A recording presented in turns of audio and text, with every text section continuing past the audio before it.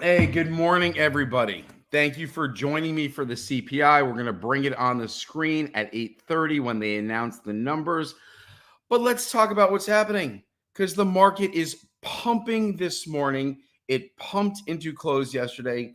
Kind of surprised me. I did exit out of my positions around 2:30 p.m. when I saw the market algorithms all of a sudden flipped extremely bullish. Me, do I believe it? No. Why? Because I like math. So we know that the Chicago Fed comes out, the Atlanta Fed comes out with their projections on CPI. Let's talk. Last month, CPI was 7.7.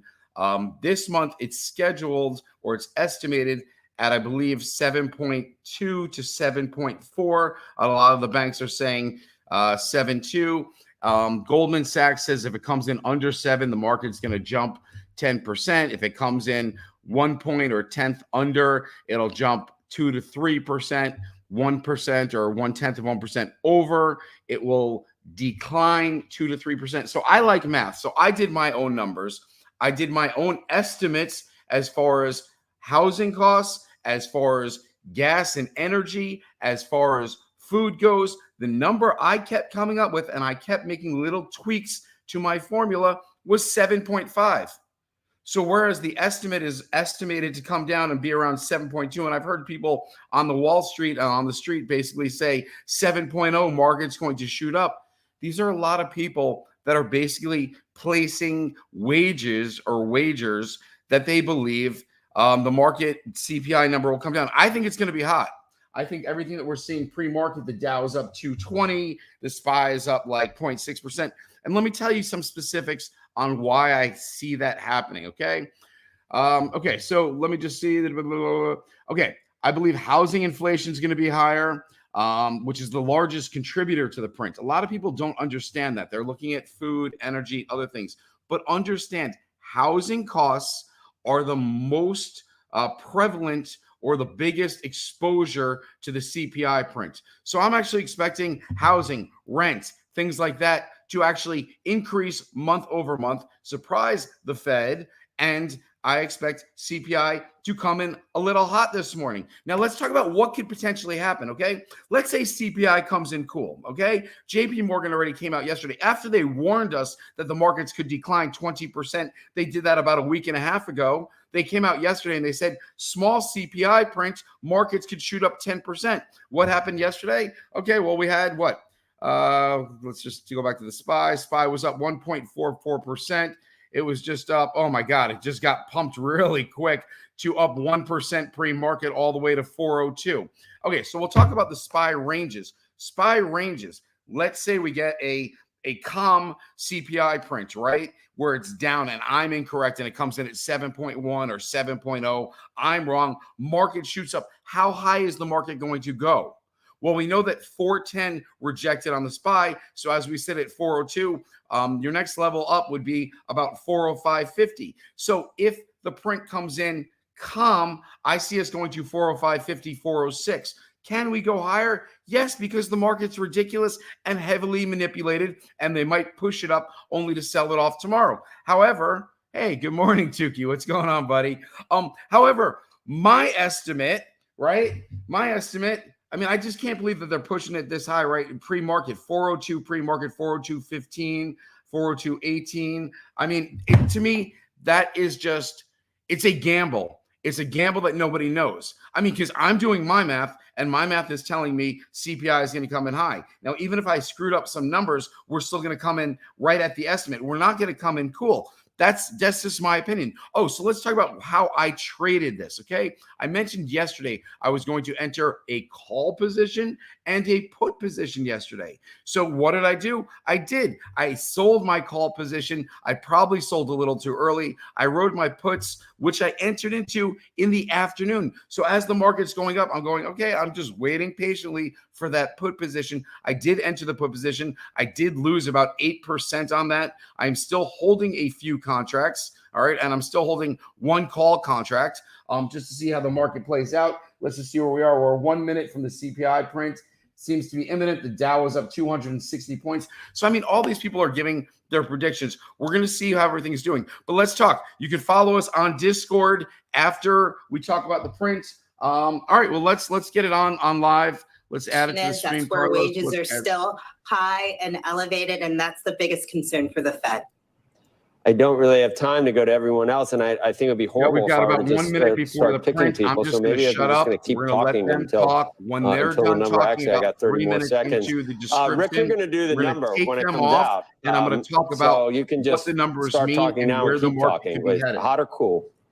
Okay, the Dow, holy shit. Well, I think it's going to be cool. All right, the reason it can I be think cool. that is the markets Numbers are already came in moving, cool. folks. If you look at 2-year note yields, they already the Dow started is shooting to drop. up 800 points. We're in a bit of a time delay, about 20 drop seconds. Rather precipitously from 358 now 354. Wow. If you look at Dow futures, they're hovering, but they keep trying to spike up a bit. And here we are at 8:30 Eastern, and the numbers are out. Up only 1/10 on headline. Up 1/10 on headline. Remember, the high water mark here was in June of 22, a 7-year high at 1.3. If we look at Food and Energy, also cooler than expected, up 0.2. High water mark here was in April of 21 at up 0.9.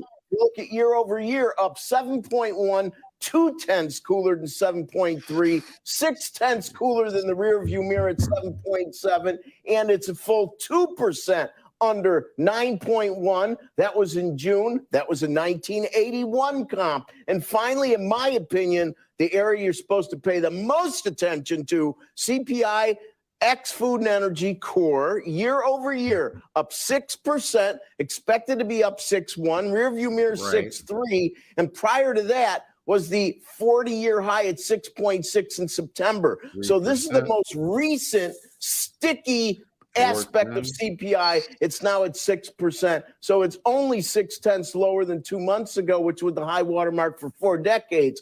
But indeed, they're coming down. And remember, I gave you all the high water marks here. If you think back to last week's producer price index, everything peaked in March, and the entire series started to move almost in unison. Exactly. This isn't quite the same, but the moves in the pre-market, Joe, were spot on. Spot on. We've dropped now below 420 in a 2-year. Wow. We're hovering at 343 in a 10. Yep. And Dow futures zooming with their last prices right under 35,090, now. Here it goes. Looks like it's going to challenge 35,100, and it's flying. Main reason, listen, folks, inflation's too high. The Fed's nervous. They're going to keep erring on the side of scaring you as to how aggressive they're going to be. However, if you just take the numbers on face value, you look at the trends, and you consider the reasons why inflation was up, there's many reasons to hope it's going to keep moderating. The trick is it's going to moderate to levels that are still going to be much higher than pre-COVID. At least that's my opinion. Back to you, Joe. I guess that might be true. So, Steve, now we got to go 50 because we said we're going to go 50. We got to. I understand that. We can't declare victory yet, obviously, and we don't even want to say the P word. We'll still use the swivel word instead of the pivot word. But do you think that the commentary we hear from Chair, I figure it's 50 now for sure. Do you think he changes anything in the commentary? I bet you he doesn't, Steve. I'll bet you he tries to bring things back down to earth. I think that may be exactly what he has to do. And the trouble is, I feel like I'm genetically a contrarian here, because last week when the PPI came back, I said it was better than the headline. This is a little bit worse from the Fed standpoint, because you look at that section here, services less energy, and that's still hot. I think it's hotter year over year, 6.8 versus 6.7. Remember I talked about the 3 areas that Powell's looking at, the core goods sector, the housing sector, and the core energy, core services sector. Housing was up again, and then core services. On the good side, better news than expected. We got this decline in goods despite you had a 0.5% surge in energy prices, in food prices, and then you had an offsetting decline in energy prices. So that was kind of good. But some of the other stuff in there, especially used car prices, which may have further to fall because of what's happening on the wholesale side of things, that may be something that's going to help out down the road. So that's good. Housing, we think, is going to decline over time, but it's the core services thing that's linked to labor. And I guess the caution that I tried to provide in the 7 o'clock hour was none of that stuff is good enough until the Fed sees the labor market cool. So this report is not going to do for Powell what everybody hopes this report will do for Powell when it comes to inflation. All right, Neil, I know I got to talk for 10 seconds. I still want to go around the bend and start with you. So you expected cool. Was it cooler than you thought, Neela? Well, guys, expected cooling, good sector. I did not expected cooling in services. It's because wages have been elevated and they're staying at accelerated levels. So we haven't seen a cool down in the labor market. And the Fed is pointing to 3.5 missing workers. Joe, what gets these workers back? Because the competitive pressures that are lowering prices in the goods sector are working in the opposite way in the services. There is still demand for I think we lost her voice. All right, well, let's get rid of her anyway. when it meets on. Let's get rid of her. Let's just go right into it. Okay, so let's just talk about the breakdown really quick, okay? So what caught me, what she just mentioned, is the goods and services sector. Again, I was expecting an increase from all the numbers on Twitter and all the charts and all the information and the data that I broke down. With that said, I was expecting a 0.2% increase. It came in 0.2% down. So let's talk about what is going to happen with the market, because what you saw on the SPY is we closed at basically 399. We were pre-market at 402.50. We popped all the way up to, I believe, 411 and change on the SPY, all the way up over 3.5%. We've come down. We're about 2.15% right now, and the SPY is sitting at 407.58, let's say. Okay, so let's talk about ranges of support and resistance. Pay specific attention to the volume, okay? Because as soon as the numbers came out, and again, they were impressive as far as a drop, but they weren't a substantial drop where the market should rip as high as it did. There was anticipation yesterday. So if you take the anticipation yesterday and you put us back at 396 and you say, okay, we popped 3 points yesterday right before close, and then we got a 3 point this morning pre-market even before the numbers came out, you're talking about 1.7%. So that to me is a little inflated. It's already baked in half of the increase. So the fact that the SPY shot up to 411 is ridiculous. And if the markets were open, I would have been grabbing SPY puts at 411. I mean, we're sitting right now at 406.88. Again, so we're past, and the volume's increasing. So 407, again, pivot points in the market. All right. You're looking at 410. Under that, it's probably just under 406. So I'm assuming that when the market opens, we're probably going to drop down to the 405.50 range. And then the market has to decide whether they want to remain bullish today and throughout the end of the week. Because understand, it's not only today. If they're buying today, they're going to continue to buy for the remainder of the week. So we don't know what the Fed is going to say tomorrow, although the numbers seem to suggest that the Fed could seem to be more dovish. Do I think Jay Powell is going to change his stance? Not at all. I think they're going to come in just as aggressive. I think the 50 basis points is already baked in. I think that's probably at about 99% right now. I'd be completely shocked after this report if they said, okay, we're still standing by our guns. We're going to do a 75 basis point raise, because that would throw the market into a tizzy. And I do not believe they want to do that. So again, 50 basis points tomorrow. People are going to be listening to exactly what Jay Powell is going to say. Puts are unfortunately screwed. So let me just talk about the position that I entered into, because I was in a hell of a lot of puts. When I saw the market, I used the algo and flow chart yesterday. I can't really bring it up right now, but I think it was at like 2:30 p.m. The market's completely flipped, meaning the cost to buy calls shot up. The cost to buy puts went down. So it was telling you there was an influx in demand in the calls, and people weren't that interested in puts. So again, I exited out of most of my position. I secured profit yesterday, a couple $100. Not exactly what I was looking for. I was looking for a couple $1,000 yesterday and a couple $1,000 today. Again, going into today, I have one call position and I have 3 put positions. So all in all, I'm definitely going to take the loss this morning as far as my trading goes. So again, we're sitting at 408. We spiked up to 411. There's a good chance we will revisit 410 today, and probably reject that same number that was rejected this morning. So I really don't want to trade today. I don't believe this. I think that people are waiting on Jay Powell. They're waiting on the 50 or 75 basis points tomorrow, but let's just say 50 basis points. But when I look at the job market, and again, we have more information coming out later this week that will move the markets. Let me just tell you what we're looking for. That way you can really pay attention to it. Okay, so yesterday, JP Morgan came in and they said if the S&P, if CPI comes in at 7 to 7.3, which it did, the S&P should gain 2 to 3%. Well, when we look where the S&P is this morning, it's already up 2 to 3% pre-market. Then we go back to positive days on CPI days. So we'll go back to January, February, etc. January had a positive 0.28%. Nothing substantial. You have to go all the way to August when we got a good print. And again, the market ripped higher, 2.1%. October, 2.6% higher. And again, print last month, which came in very cool and people were surprised by it, the markets ripped 5.51%.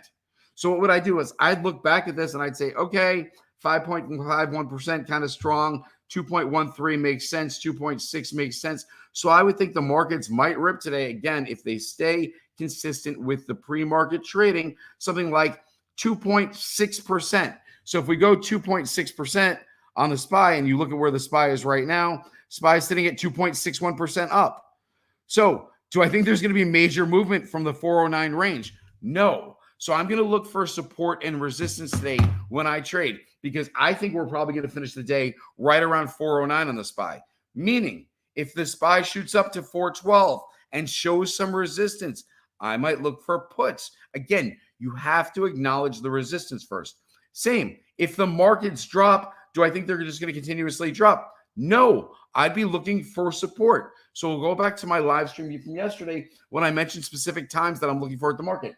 10:15, 11:20, 11:50, and around 2:30 p.m. So that's when I'm looking to enter into certain trades in the market to maximize my best entry and to maximize, the best profit that I can get out of those. Okay, so again, SPY sitting at 409. What I'd like to do is, let me see if I can just stop sharing my screen. I'd like to pull up Discord and see if we can come up with a dark pool to show you guys where we could possibly have some resistance. Let me just pull up Discord, share it. I'm not there yet, everybody, so hang on with me. Let's go to the Flow and Algos room. There we go. Let's check out the dark pool level. Okay, somebody did it for me, so let me go back to StreamYard. Let me add it so you all can share this with me. Okay, so I'll shrink myself, make this a little bigger. Okay, so what this is the dark pool levels of the SPY. As you can see, major level at 396, which we passed yesterday. This was the hesitation factor. Other than that, if you add up the other dark pools, 9, 12, that's 21, 38 billion. So you're finally there, 405, 408. The next level up will be 412 on the dark pool. It's not listed. But again, those are the levels that I'm looking at today. Gold is shooting up. That's surprising. Actually, gold should actually have the opposite effect. Same with crypto. If the dollar was going to shoot down, I thought crypto would actually go down with it. And the opposite is true. Crypto is up 4%. Bitcoin is ripping. It's following the markets this morning. So what that tells me is with gold going up, crypto going up, US dollar going down, 2-year and 10-year going down, and the market shooting up, something either has to change. So either gold has to pull back, crypto has to pull back, the market has to pull back, or the 2-year, the 10-year, the US dollar from being cratered will have to rebound a little, putting some bearish pressure on the market. The fact that we're ripping this morning, again, I can see some hesitation. What would I think would the high number be? Let me say the high number. Oh, geez. So if we went back last month and we went up 5.15% on the SPY, if we were going to do the same thing, you're talking about like a 20-point move. You're talking about 418 on the SPY. That just seems a little strong. I mean, 7.1 versus 7.3. We should see something like a 2 to 3% move today. The fact that pre-market we're already up 2.71%. It's like being told something and it's already executed. If you were told in advance, 2.7 would be a good number, 3% higher. If the markets come in, then you could position yourself accordingly. But as we enter the markets, the fact that they're up, 2.7 to 3%, it's pretty crazy. UVXY took a tumble. Let's just see where the VIX is. Something else that I track. So pre-market, here we go. VIX, which was at 25.83 pre-market, is now 25.18. It's not like it dropped substantially. Numbers like that and the market skyrocketing the way it is, you would expect the VIX to go down. You look at the UVXY, which I believe is heavily manipulated. But let's just take a look at the UVXY pre-market. It's probably down, double digits? Yeah, 9% pre-market from 777 to 706. I heard people on the street, some of my friends on the street, talking about the UVXY, and a perfect time to enter would be right around 7. However, that would be contrary to what's going on in the market. You already have the UVXY approaching 707. So they're telling me it's time to get in. And again, I haven't been on Wall Street in about 20 years. However, if the markets are ripping, that tells me I wouldn't want to touch the UVXY unless I have some type of confirmation. When might I get involved in the VIX or some type of volatility ETF? I might get involved sometime tomorrow morning. Okay, let's say the market runs up, in, out, right? It's up to 411 on the SPY, down to 407, finishes around 409, up about 3%. What's likely to happen tomorrow? We're likely to see maybe a morning dip and then again a stronger market leading into the Fed's comments, because everybody who forecasted lower CPI and was correct about it is also forecasting a Fed pivot. They don't like to use the P word, but that's what the Fed is going to talk about. They're going to talk about job numbers. Oh, great. Let me bring that up real quick. So later in the week, I mentioned there's more information to process. All right. So today we had CPI. Tomorrow we have the Fed's interest rate decision. Thursday, we have retail sales, which are obviously important. Okay. And we have jobless claims data. Services and manufacturing, we have the PMI number on Friday. Understand, if the PMI comes in less than 50, and I've said this before, I've mentioned the German PMI, Japan, China. If manufacturing numbers come in less than 50, that tells us that we're heading towards recession.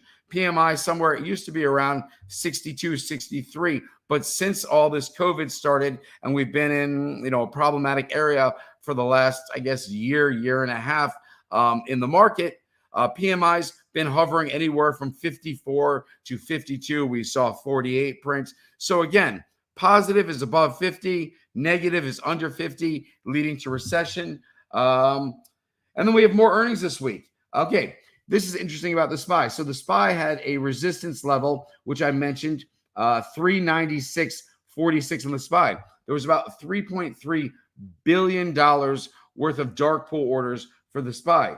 Understanding the previous week, when the SPY was up at 407, we saw $9 billion worth of dark pool orders. So to me, what was happening? They were selling at the 407 range. They were re-entering at the 396 range. We're back at the 407 or even higher range, which would tell me you could be a little hesitant on the market. Again, it's 410. It's pumping this morning. The SPY is where that pre-market go.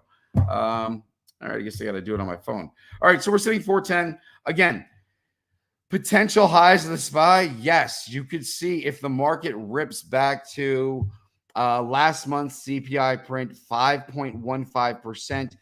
If the same thing happens, and I love to say history repeats itself, although today I don't think it's going to, you would see the SPY at like 418 this afternoon. 418, even though we're sitting at 409 pre-market. So what might I do? I might look for a couple lottos. There's no way I'm putting more than $1,000 into the market today, and $1,000 for me isn't very much money into the market. So I just want to be extra conservative. I want to find a trade that might be able to yield me 200%. So will I be entering at market open? Will you enter at 9:30 when the market opens and the SPY is sitting at 411, 410? Will I be entering a trade? No, because what could happen? You have two possible scenarios. Market rips higher by end of day. You're looking 417, 418 on the SPY, something to that extent. It's up 5% for the day. Or the market says, you know what? This rip this morning was a little ridiculous. We're going to go back to the 404.50 level. So 404.50, that's going to be off 5 points. The SPY is going to get back half of their pre-market gain. So instead of the market being up, 3%, you're going to look at 1.5% or something to like that extent. So both are possible. So unless you have a crystal ball, unless you're exactly sure about what's going to happen, I'd rather be on the sidelines. I'd rather diagnose the information and go, okay, well, scenario 1 played out. Okay, well, scenario 2 played out. Whichever scenario plays out, and I buy options. I'm not buying 0 days till expiration options. I won't buy options that expire today because remember, we've got the Fed speaking tomorrow. We've got jobless claims on Thursday. We have manufacturing numbers later this week, and we have continued earnings. So I might actually go out towards the end of next week with whatever option plays I'm going to enter. Again, I'm going to use the Flow and Algos room. I'm going to look at all of our channels on Discord. So you're more than welcome to join. You can verify yourself and get 7 free days. Carlos, any questions today? Because I've got to get over to Discord, shoot a quick video. No questions. I appreciate everybody joining me. Again, the Dow is up probably 792 points this morning, which is 2.28%.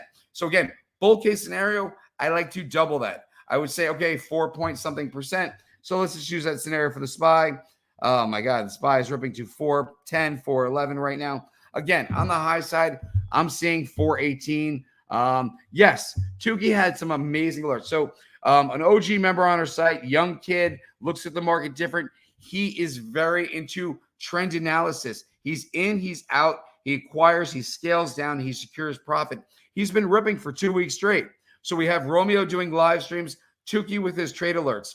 Are Tukey's alerts on Discord? Yes, they are. And in fact, he alerts everyone. So you can follow Tukey's alerts. And now if you're annoyed at that, you're like, dude, sent me 4 alerts. You can unfollow his alerts and you'll just see his highlighted channel when he drops a new comment. But yeah, his alerts are on fire. I think he entered into calls 3 times yesterday. I think he entered in puts 1 time yesterday. He secured profit on all 4 trades. He lists and summarizes all of his trades for everybody and then does an end of day recap. So it's awesome. I like to follow the market. I like to give predictions. My prediction yesterday was that we're going to see something similar to Friday. So my prediction towards the end of yesterday was incorrect. I saw the Friday build up. We saw the same build up on Monday. I thought we'd see a sell off on light volume. Instead, we saw a spike. What did I do? Cleared out most of my positions, carried 3 puts, 1 call over today in case the market rode up. The 1 call will probably cover the loss of my 3 puts. So I thought I might have taken L today, but actually I will probably be breaking even to start the day because I will put in my orders. So my 1 call contracts while the market's spiking, I get paid on that. At the same time, I'm going to sell my 3 puts. I'm going to put in my order pre-market before 9:30, before the market opens. And I'm hoping to get some type of volatility at open so that my put contracts get bought up. With that said, the loss on the 3 contracts should equal the gain on the 1 contract because the market is spiking so ridiculously higher. Again, I'm going to look to exit out on open. I'm looking to secure the best value I can. And then what will I do? I will sit on the sidelines because I want to know if the market is going to break through 412 first or break 408 going down. If it breaks 408 going down, then I'm pretty sure we'll see 405 or 406 before the market finally, consolidates at a level. Because anytime something shoots up, you need consolidation. So that's just my game plan going in today. If you guys enjoyed this, please give a thumbs up. Everything YouTube does is algorithms, and everybody, please join me tomorrow because we'll be speaking about the Fed. We'll be speaking about other changes to the market and what expectations we have going into the Fed and how potentially to play tomorrow going to the Fed. See, I wish CPI came in later in the afternoon so that everybody can get situated. The fact that they drop it pre-market 8:30 to me is a little manipulative. Most of the data drops 8:30. I think it should drop during the day when you could actually trade the market rather than see the market either manipulated one way or the other. So that's just my personal opinion. Everybody have a great day. Join me 8:30 tomorrow morning, and we'll get going. Let's make that